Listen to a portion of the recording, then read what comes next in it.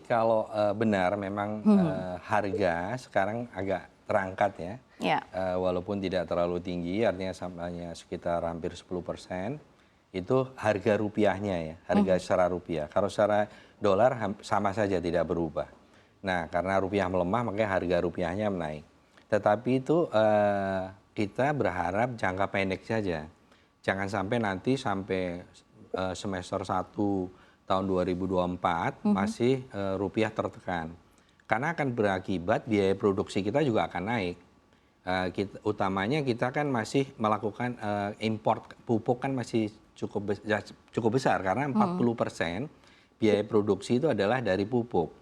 Nah, ini yang kita berharap jangan sampai nanti kalau terus seperti ini artinya nanti di angka 15 sampai 16 ribu terus menerus kita justru nanti tertekan biaya produksi kita akan naik kan gitu.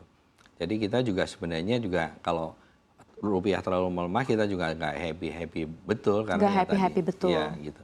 Tapi kalau misalkan kita berpatokan begitu ya pada Bank Sentral Amerika Serikat, The Fed begitu ya, masih akan hawkish hingga akhir tahun ini. Ini artinya kan akan berkepanjangan begitu Pak. Ini apakah sudah mengantisipasi untuk arah ke sana akan seperti apa nih di industri atau pelaku usaha kelapa sawit ini? Ya. Contohnya kalau sekarang di kelapa sawit kan pemupukan itu kan dilakukan di semester 1 dan semester 2. Nah, semester 2 itu praktis bisa dikatakan sudah selesai pemupukan tersebut. Jadi tidak ada masalah kalau sampai dengan akhir tahun ini. Tidak ada masalah? Tidak ada masalah, tapi kalau nanti semester 1 di tahun 2024 masih tetap tinggi, kita kan harus beli pupuk lagi. Industri kan harus untuk perkebunan kan harus membeli pupuk. Nah, itu yang nanti akan menyebabkan biaya produksi akan naik seperti itu. Jadi kita berharap ya jangan terlalu lama lah begitu. Berharap jangan terlalu lama. Ya, oke, kita harapkan. Saya akan ke Pak Redma. Pak Redma, ini melihat kondisi saat ini Pak Redma seperti apa? Suku bunga tinggi naik, industri terus rupiah juga tertekan melawan greenback begitu ya. Ini seperti apa Anda memandangnya atau melihatnya seperti apa?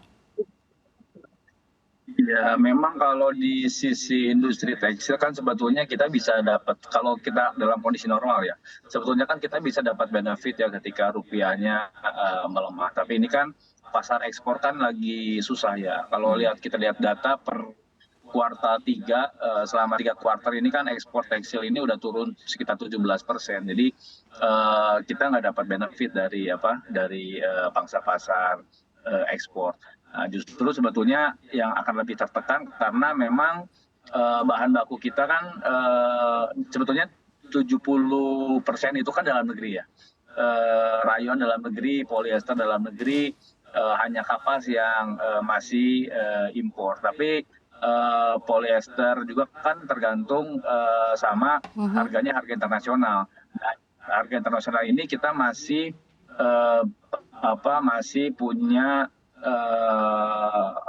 transaksinya masih menggunakan US dollar, artinya banyak perusahaan yang membeli dalam US dollar. Kalau di hulunya sih nggak masalah ya, karena kita beli bahan baku dengan US dollar, jual juga dalam US dollar. Yang jadi masalah itu yang tadi disampaikan sebelumnya, mereka membeli dengan US dollar tapi menjualnya ke pasar domestik dengan rupiah. Nah, ini kan buat mereka jadi tambahan biaya ya. Jadi terlebih dengan suku bunga yang naik seperti ini kan jadi beban tambahan juga ya. Ini kan jadi makin ada tekanan yang lebih besar ya dengan adanya kenaikan suku bunga plus juga dengan pelemahan rupiah ini.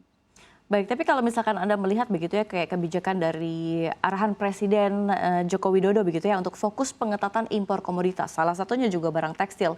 Ini seperti apa Anda melihatnya? Apakah ini suatu yang akan membantu atau mengangkat juga sektor komoditas tekstil apa seperti apa Anda memandangnya? Iya, itu kami sangat berterima kasih ya Pak Jokowi sudah ada atensi terhadap sektor ini terkait dengan barang-barang impor yang saat ini sangat membanjir. Artinya mau nggak mau pasar domestik menjadi tumpuan karena pasar ekspornya kan lagi sulit ya kondisinya. Jadi mau nggak mau pasar domestik jadi tumpuan. Ini kan sudah agak lama kita suarakan kepada pemerintah dan akhirnya Pak Jokowi kan memutuskan untuk ada beberapa kebijakan terkait dengan pasar domestik supaya importnya diperketat. Nah, kemarin terakhir selain dari post border menjadi border yang dilakukan oleh teman-teman di Kemenko kemarin, juga akan ada kebijakan standar teknis untuk pakaian jadi yang akan dirilis oleh Kementerian Perindustrian. Jadi saya rasa ini dua poin yang sangat-sangat baik yang dilakukan pemerintah. Dengan kondisi tantangan seperti ini, yang penting kita bisa jual dalam negeri. Kalau kita bisa jual dalam negeri, minimal cash flow-nya tetap jalan, tetap mutar gitu ya. Ditambah dengan pengetatan impor, artinya devisa kita yang keluar kan akan lebih terbatas gitu ya. Jadi artinya kita bisa mengkeep dari hasil ekspor kita bisa mengkeep US dollar.